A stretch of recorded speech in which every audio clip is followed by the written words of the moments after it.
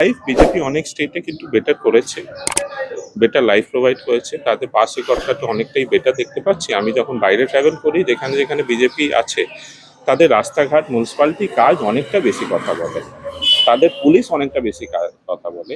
ভাইপোর অনেকগুলো ক্ষেত্রে বৈধতা আর অবৈধতা নিয়ে প্রশ্ন আছে। আমি কি কোন কোন ক্ষেত্রে বৈধতা অবৈধ, যদি না এই সরকার পরিবর্তন হয় তাহলে আগামী দিনে মহিলাদের, আমি রাতের কথা ছেড়ে দিলাম, দিনে দুপুরেও নারীরা সুরক্ষিতভাবে বাড়ি থেকে বেরোতে পারবে কিনা তা নিয়ে আমার একজন মহিলা হিসেবে সন্দেহ আছে। কি বুঝছেন বড়নগরের আবহাওয়া? বড়নগরে সজল ঘোষ জিতছে, বড়নগরে সজল ঘোষ জিতছে। যদি এই কায়দায় বাংলা দখল করতে করা যায়, আমি হাত জোর করে বলবো মোদিজি এই কায়দাতেই দখল করুন, এই শনির দশা থেকে বাংলাকে বাঁচান। পরিবর্তন চাই, কেরালায় হচ্ছে, সব জায়গায় হচ্ছে, একটা পরিবর্তন হোক।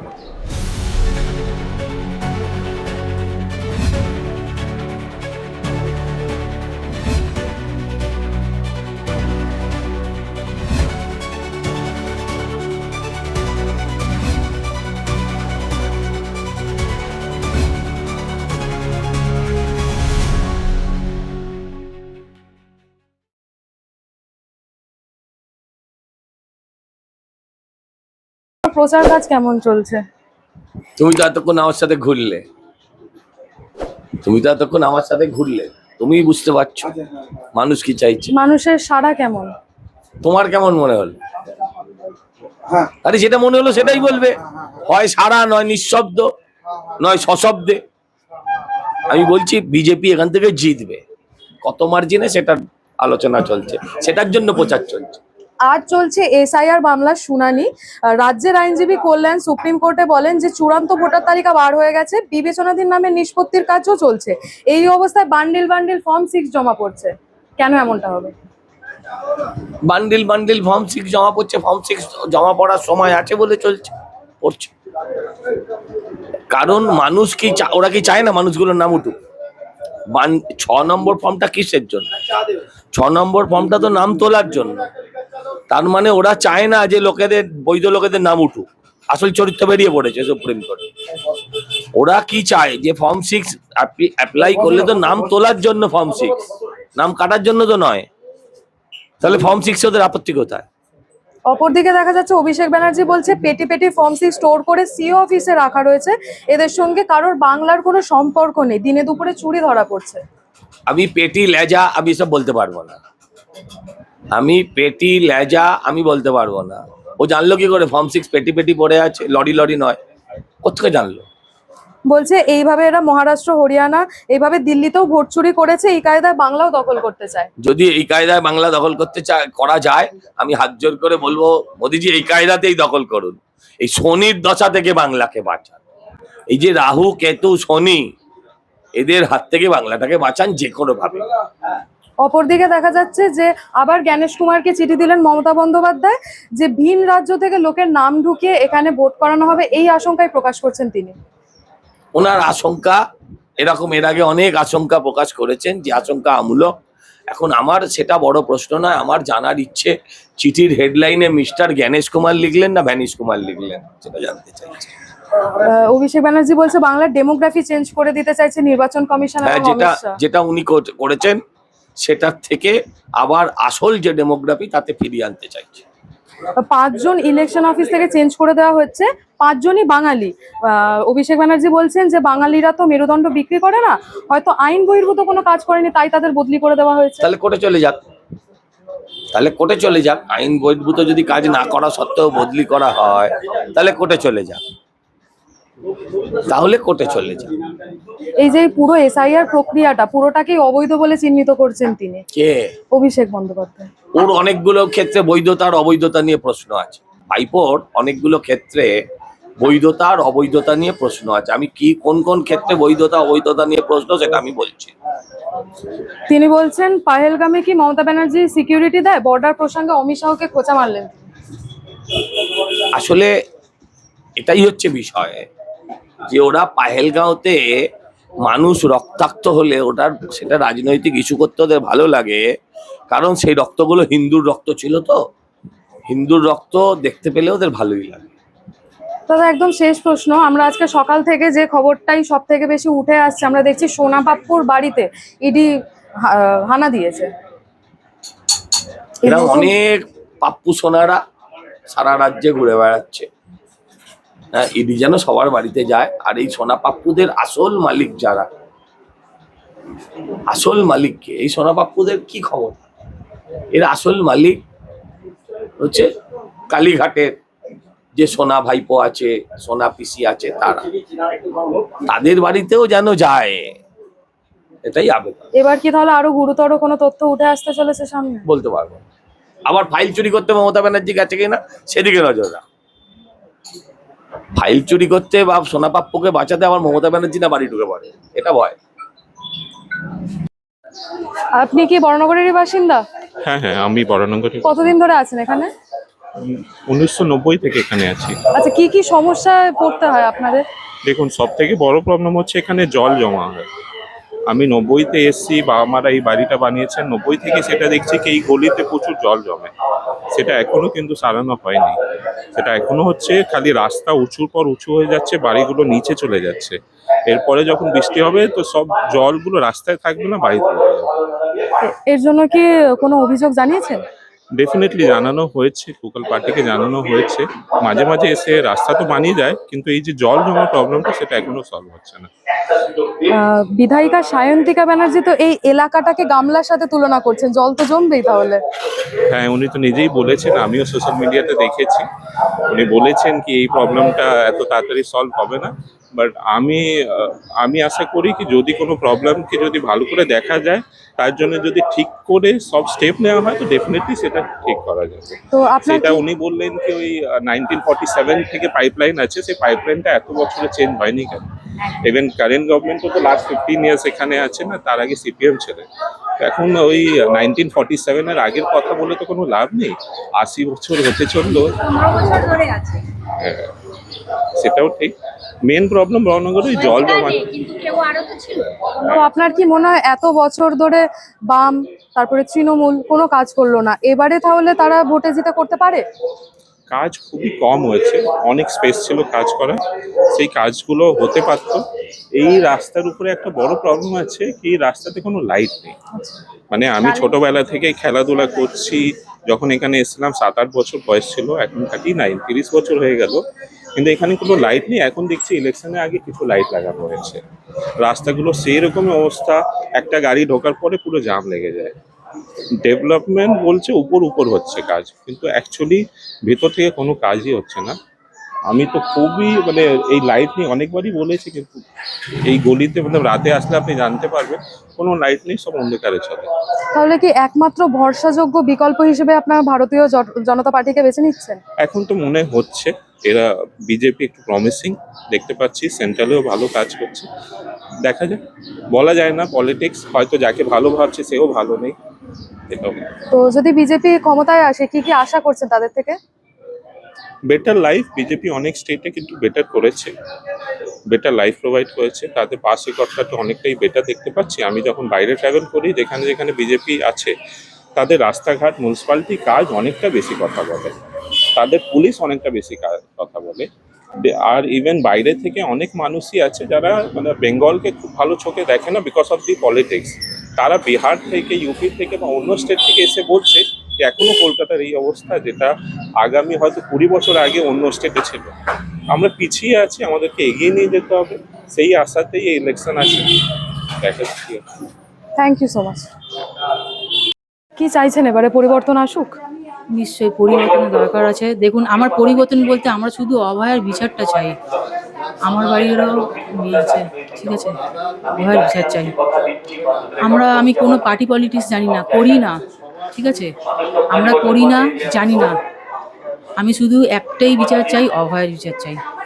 বাংলার মুখ্যমন্ত্রী তো একজন মহিলা, তা সত্ত্বেও এখানে নারী নিয়ে এত নিরাপত্তার সমস্যা। কিন্তু আমরা তো ফেসবুকে দেখছি, হ্যাঁ, সারাক্ষণ এখন অভয়ের মা বলতে আমাদের কাকিমা হননি, হ্যাঁ, তো এখন পুরো স্টিল হয়ে গেছেন উনি, একজন স্পাত হয়ে গেছেন। এছাড়া আমরা দেখছি শিক্ষায় দুর্নীতি, স্বাস্থ্যে দুর্নীতি, তাছাড়া চাকরি বাকরি নেই। তো বিজেপি কি ক্ষমতায় আসলে এই সমস্যাগুলো দূর হবে?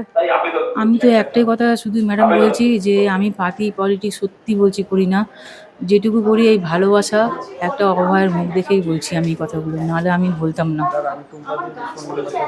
আমরাও আরজি কাণ্ডের সময় 14ই আগস্টের রাতে গিয়েছিলাম, আমার মেয়ে, আমি, আমার হাজব্যান্ড, সেই দিন ছিলাম আমরা রাতে। আর আমরা সত্যি পার্টি পলিটিক্স জানি না, যদি কিছু ভুলভ্রান্তি আমার থেকে হয়ে যায় আমরা ক্ষমা করবো। কি বুঝছেন বরানগরের পরিস্থিতি? বোঝা যাচ্ছে না এই মুহূর্তে, কিছুই বলতে পারবো না। একদম 5 তারিখেই, এই 4 তারিখেই বলা যাবে, অসম্ভব। মানে তার মধ্যে টানাটানি তো চলবেই।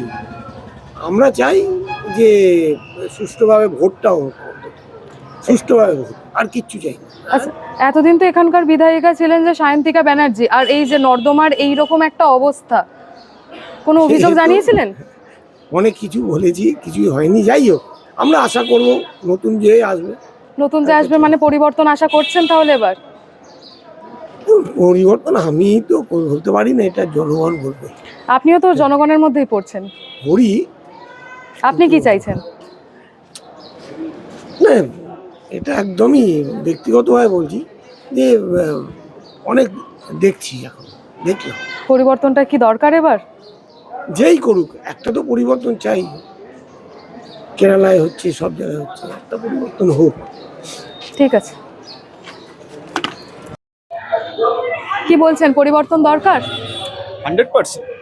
কেন কেন এমন? বড়নগরের শিক্ষিত যুব সমাজ পরিবর্তন চাইছে। বিশেষ করে বড়নগরের পরিস্থিতি অত্যন্ত খারাপ।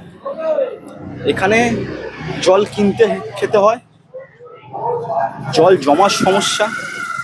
2024-এ এখান থেকে হাত জোর করে যিনি বলে গেছিলেন আমাদের সৌগতদা, যে আমাকে ভোটটা দিন, স্টেট জেনারেল হসপিটালে আমি আধুনিক ইসিজি মেশিন বড়নগরবাসীকে উপহার দেবো, আমি আধুনিক এক্স-রে মেশিন উপহার দেবো। আমার ছোট্ট প্রশ্ন তৃণমূল কংগ্রেসের কাছে, তারা কি উপহার দিয়েছে বড়নগরবাসীকে? আজকে স্টেট জেনারেল হসপিটালের অবস্থাটা কোন জায়গায়? আজকে বড়নগরে একাধিক সরকারি স্কুল বন্ধ হয়ে গেছে, মদের দোকান খোলা হয়েছে। নিশ্চিত করে পরিবর্তন, এবং পশ্চিমবঙ্গে পরিবর্তনটা অত্যন্ত দরকার। কারণ কি, যুব সমাজ সবসময় কাজের কথা মাননীয়াকে বলেছে, আর মাননীয়া কি বলছে? দরকার ছিল কাজ, আর দিদি বলছে আলুর চপ তেলে ভাজা ভাজ। তাই এখান থেকে পরিবর্তন আমরা চাইছি। আমরা বরানগরের স্থানীয় মানুষদের সাথে কথা বললাম, তারা বলছেন যে এখানে বর্ষাকালে জল জমার মতন সমস্যা। অপরদিকে বিধায়িকা সায়ন্তিকা ব্যানার্জি, তিনি বরানগরকে তুলনা করছেন গামলার সাথে। হ্যাঁ, বড়নগরের মানুষ তার উত্তর আগামী দিন দিয়ে দেবে। বোতাম টিপে পদ্মফুল চিহ্নে ভোট দিয়ে তার উত্তর দেবে। বড়নগরের মানুষ শিক্ষিত মানুষ। এই বড়নগরের মাটি রামকৃষ্ণের মাটি, এই বড়নগরের মাটি শিক্ষিতদের মাটি, এই বড়নগরের মাটি শ্রী চৈতন্যদেব মহাপ্রভুর মাটি। বড়নগরের মানুষ অনেক সচেতন, অনেক সচেতন। এখানে অনেক বড় বড় রাজনীতিবিদরা একাধিকবার নির্বাচনে লড়েছে। তার অন্যতম জ্যোতি বসু, তিনিও নির্বাচন কন্টেস্ট করেছে বড়নগর থেকে। তো সেই জায়গা থেকে বড়নগরের মানুষ খুব রাজনৈতিক সচেতন মানুষ, তার উত্তর দিয়ে দেবে। নাহলে আপনি চিন্তা করে দেখুন না, আমরা একটা সময় বড়নগরে 35,000 ভোটে পিছিয়ে থাকতাম। আজকে বড়নগরের আমরা কত ভোটে পিছিয়ে, মানুষ গুগল করলেই দেখে যাচ্ছে। গুগল কাকাকে জিজ্ঞেস করলেই মানুষ উত্তর পেয়ে যাচ্ছে, মানুষ উত্তর দেবে। কিন্তু এক্ষেত্রে সায়ন্তিকা ব্যানার্জি একটা চেনা মুখ, তিনি অভিনেত্রী, তো লড়াইটা কিরকম হতে পারে? সায়ন্তিকা ব্যানার্জি অভিনেত্রী তো 100 বার, কিন্তু অভিনয়ের জগৎ আর রাজনৈতিক জগৎ কোনোদিন এক হতে পারে না। মানুষকে পরিষেবা যিনি দেন, যিনি মানুষের জন্য কাজ করেন, তাকেই বলতে গেলে আমাদের রাজনৈতিক অভিভাবক। আর উনি অভিনেত্রী। অভিনয়ের জগৎ পুরোটাই সাবজেক্টটাই আলাদা, পুরো সাবজেক্টটাই আলাদা। আজকে দেখুন না, ভারতবর্ষ স্বাধীন হয়ে গেছে, এখনো অব্দি নর্দমাটা খোলা। 80 বছর ভারতবর্ষ স্বাধীন হয়ে গেছে, সেখানে নর্দমাটা খোলা। এগুলো কাদের কাজ? এগুলো কাদের কাজ? এই রাস্তার উপরে একটু জল বৃষ্টি হলেই পরে সুইমিং পুল হয়ে যায় বড়নগর। এগুলো কাদের কাজ? কেন হলো না? এগুলো কেন মানুষ তো বুঝতে পারছে। আপনি অন্য অন্য জায়গায় যান যেখানে আমাদের সরকার আছে, মানুষ কিভাবে পরিষেবা পাচ্ছে। আমরা এইটুকুনি বলতে চাইছি যে নিশ্চিত করে এখানে ডবল ইঞ্জিন সরকার হলে আয়ুষ্মান ভারত চালু হবে। আয়ুষ্মান ভারত চালু হলে মানুষ পরিষেবা পাবে। আজকে বড়নগরের মানুষ, আপনি যদি একটুখানি ডেটা যদি দেখেন, 3,500 মানুষ, 3.5 থেকে 5,000 মানুষ অটল পেনশন যোজনা বড়নগরের বাসী উপকৃত হচ্ছে। অটল পেনশন যোজনাতে, অটলজির যে অটল পেনশন যোজনা কেন্দ্র সরকারের, সেখানে মানুষ উপকৃত হচ্ছে। 3 থেকে 5,500 মানুষ বড়নগরবাসী। আজকে উজ্জ্বলা যোজনা মানুষ উপকৃত হচ্ছে। তাই মোদিজিকে চাইছি কর্মসংস্থান, শিল্প যদি আসে, চাকরি যদি আসে, তাই মোদিজি একমাত্র আনতে পারে। মমতা বন্দ্যোপাধ্যায় বলেছিল আমি শিল্প আনব, মানুষ বুঝে গেছে, টাটাকে তাড়িয়ে দিয়েছে। আজকে ইনফোসিসের মতন বিনিয়োগকারী সংস্থা পশ্চিমবঙ্গ থেকে মুখ ঘোরাচ্ছে। কেন কেন? তাহলে কি বরানগর সহ এই গোটা বাংলার একটাই ভরসা, ভারতীয় জনতা পার্টি? একদম। আজকে অভয়া দিদি বিচার পেল না, তার মাকে আজকে ইলেকশনে দাঁড়াতে হচ্ছে, মাকে আজকে জোরহাত করে ভোট চাইতে হচ্ছে। তার মায়ের উদ্দেশ্য পরিবর্তন করা, ওই লালবাতি নীলবাতি নিয়ে ঘোরা তার মায়ের উদ্দেশ্য নয়। মানুষ এগুলো বুঝে। আজকে অভয়া দিদি বিচার পেল না, ভাবতে হবে। আজকে 26,000 চাকরি চলে গেছে। 26,000 চাকরি যাওয়া মানে 1 লক্ষ মানুষের পেটের ভাতে লাথি মারা। তো সেই জায়গা থেকে দাঁড়িয়ে আজকে আপনি চিন্তা করুন, অন্য অন্য জায়গায় সরকার বলে যে আমরা চাকরি দিয়েছি, আমাদেরকে ভোট দিন। আর এখানে মাননীয়া বলছে আমি চাকরি খেয়েছি, তাই আমাকে ভোট দিন। তফাৎটা এই জায়গায়। তাহলে কি পরিবর্তন হবে? নিশ্চিত করে, নিশ্চিত করে।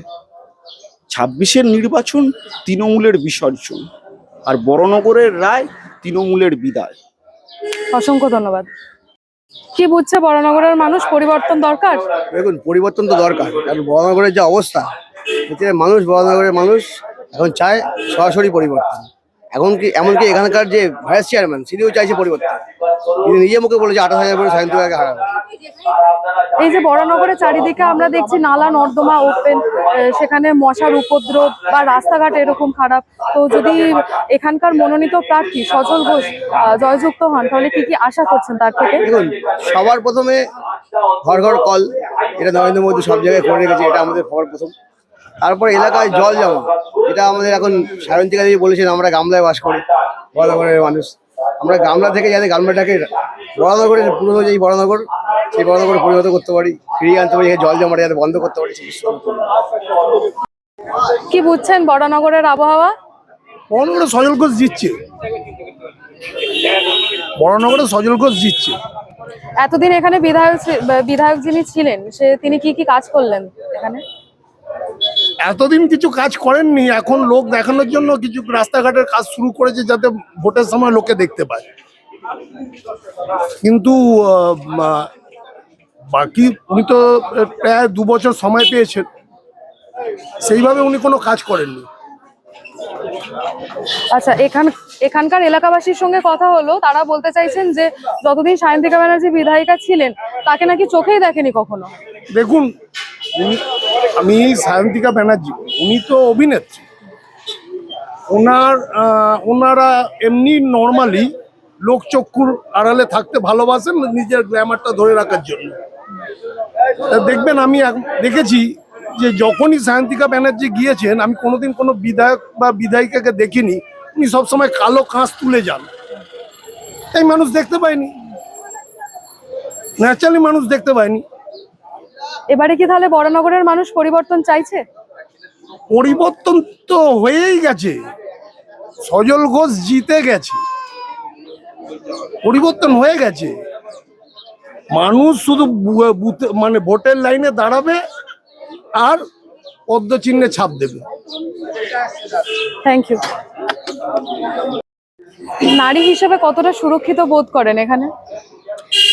নারী হিসেবে সুরক্ষিত কতটা বোধ করি সেটা তো গত 15 বছরে আমি কেন পশ্চিমবঙ্গের সমগ্র মহিলা সমাজ দেখেছে। আমরা কামদুনি থেকে রিসেন্টলি আরজি করও দেখেছি। তো সেই ক্ষেত্রে নারী সুরক্ষা নিয়ে পশ্চিমবঙ্গ ভারতের মধ্যে আমার মনে হয় যে সর্বশেষ স্থান অধিকার করে আছে। এবং যদি না এই সরকার পরিবর্তন হয় তাহলে আগামী দিনে মহিলাদের, আমি রাতের কথা ছেড়ে দিলাম, দিনে দুপুরেও নারীরা সুরক্ষিতভাবে বাড়ি থেকে বেরোতে পারবে কিনা তা নিয়ে আমার একজন মহিলা হিসেবে সন্দেহ আছে। কারণ আমরা চারিদিকে দেখছি চুরি, ছিনতাই, সাথে যে যেটা আমরা মানে যাদেরকে আমরা বাংলাদেশি অনুপ্রবেশকারী বলি, তারা চারিদিকে ঘুরে বেড়াচ্ছে। এবং তাদের অভ্যাসটা মহিলাদের নিয়ে কিংবা তাদের প্রতি মহিলাদের যে দৃষ্টিভঙ্গি সেটাও আমরা ভালো করে জানি। আজকাল অলিতে গলিতে শুধু তাদেরকে আমরা দেখে বেড়াই। তো এদের মাঝখানে পশ্চিমবঙ্গবাসী হিসাবে এই অনুপ্রবেশকারীদের মাঝখানে আমরা কতটা সুরক্ষিত এই নিয়ে আমার একজন মহিলা হিসাবে একটা চিন্তার কারণ। সেই কারণে পশ্চিমবাংলার জনগণ এবং পশ্চিমবাংলার মহিলা সমাজ, যুব সমাজের কাছে, আমি একজন মহিলা যুবতী, আমার 32 বছর বয়স, আমি অনুরোধ করব নারী সুরক্ষা শুধু নয়, যুব সমাজের সুরক্ষার্থে, আগামী দিনের ভবিষ্যৎ প্রজন্মের কথা মাথায় রেখে দেশের সুরক্ষার্থে, যাতে দেশের বর্ডারগুলো সুরক্ষিত থাকে, একটা পরিবর্তন আনুন। কারণ দেশ এগোলে, মহিলারা এগোলে, যুব সমাজ এগোলে, তাহলেই কিন্তু পরিবর্তন এবং সমাজ সুরক্ষিত থাকবে। জমা জল নিয়ে বরানগরবাসী ভীষণ একটা সমস্যার সম্মুখীন হয়, কি বলবেন? জমা জল নিয়ে সেটা বিগত 15 বছর না বাম আমল থেকে দেখে আসছি। আর তার মধ্যে তো আমাদের বিধায়িকা সায়ন্তিকা ব্যানার্জি মহাশয়া বলেই দিয়েছে বরানগর একটা গামলার মতো। তো গামলা মানে উপত্যকা, তার মানে ওপর থেকে যা বৃষ্টি হবে কিংবা চারিদিক থেকে যা জল পড়বে কিংবা জল ঢুকবে বরানগরে, তো গামলার মধ্যে কি হয়, জল জমা হয়। তো তাহলে বরানগরবাসী গামলার মতো একটা জায়গায় আর কি হাবুডুবু খাচ্ছে, গামলার মধ্যে পড়ে আছে, জমা জলে সাঁতার কাটছে। চারিদিকে ডেঙ্গু, ম্যালেরিয়া, ফাইলেরিয়া, এই জমা জলের মধ্যে যে মশাদের বাচ্চারা, লার্ভারা জন্ম নিচ্ছে। তো এইগুলো থেকেই তো বিগত বছরগুলোতে আমরা দেখে আসছি যে কত কত বাচ্চাদের এবং বড় সবার এই সমস্ত সংক্রামকজনিত যে রোগগুলো আছে সেইগুলোতে, ব্যাধিগুলোতে কত কত ছেলেমেয়েরা মারা যাচ্ছে। সেসব নিয়ে আমাদের বিধায়িকা, সেসব নিয়ে আমাদের মুখ্যমন্ত্রীর কোনো ভাবনা চিন্তা নেই। আমাদের বিধায়িকার এখন একটাই কর্তব্য, সেটা হচ্ছে গিয়ে মমতা ব্যানার্জির অনুপ্রেরণায় যে ভাতা এবং ভিক্ষার রাজনীতি করে চলেছে, সেটাই এখন বেকার যুবকদেরকে আরো বেকার করে লাইনে দাঁড় করিয়ে দিয়েছে। তো এই জমা জলের সমস্যা মেটানো কিংবা রাস্তা ঠিক করা, হয়তো আপনারা এখন দেখতে পাবেন যে এই ইলেকশনের সময় রাস্তা ঠিক করছে, কিন্তু বিগত 30 বছরে বাম আমলেও কিংবা এই 15 বছরে কোনো রাস্তা ঠিক হয়নি। যেহেতু এখন ওনারা বুঝতে পারছেন যে পায়ের তলা থেকে মাটি সরে যাচ্ছে, আগামীতে তৃণমূল সরকার ক্ষমতায় আসতে পারবে না, ক্ষমতা ধরে রাখার জন্য, ভোটের রাজনীতির জন্য, সেই কারণে এত বছর পর আবার তৃণমূল সরকার এবং বরানগরের বর্তমান বিধায়িকা একটু রাস্তাঘাটের কাজ দেখানোর মতো কাজ করছে, যেটা আমার মনে হয় না আরো মানে 1 বছরও টিকবে। তো জমা জল, তারপরে রাস্তাঘাট, নিকাশি ব্যবস্থা, সেগুলো একদম রসতলায়। আর সায়ন্তিকা ব্যানার্জি তো একজন সেলিব্রিটি, একটা চেনা পরিচিত মুখ, তাহলে এখানকার লড়াইটা কেমন হতে পারে?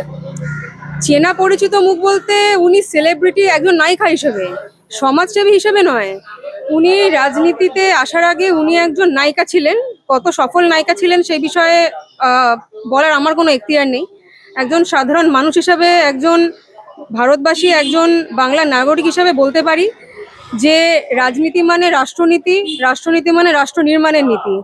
তো সেইখানে দাঁড়িয়ে কে সেলিব্রিটি, কে নায়িকা, আমরা সেই দিকে না গিয়ে কে জনগণের সেবা করতে পারবে, আগামী দিনে জনগণের সেবক হয়ে কাজ করতে পারবে, জনগণের কথা শুনে জনগণের সমস্যাগুলো বিধানসভায় তুলে ধরতে পারবে, যাতে সেগুলো সরকার মাথায় নিয়ে সেই বিধানসভায় কাজ করতে পারে, আমরা সেরকম একটা মুখ চাই, সেরকম একটা মানুষ চাই। যেটা আমার মনে হয় যে বিজেপির তরফ থেকে, বিজেপি দলের প্রার্থী সজল ঘোষ মহাশয় যিনি দাঁড়িয়েছেন, উনি বর্তমানে 50 নম্বর ওয়ার্ডের কলকাতা কর্পোরেশনের কাউন্সিলর। উনি ওনার কাজের মাধ্যমে প্রমাণ করে দিয়েছেন যে উনি একজন সমাজসেবী, কাজের মানুষ, কাছের মানুষ। তো আমার মনে হয় যে বর্তমানে বরানগরবাসী সজল ঘোষকেই চাইছে। অসংখ্য ধন্যবাদ আপনাকেও। Thank you.